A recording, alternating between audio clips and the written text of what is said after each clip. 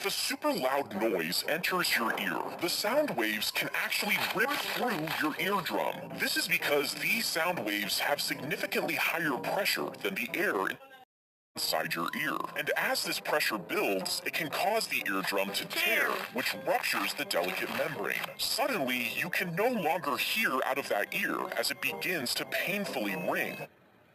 The eardrum will eventually heal, but it'll take a few weeks before it's back to normal.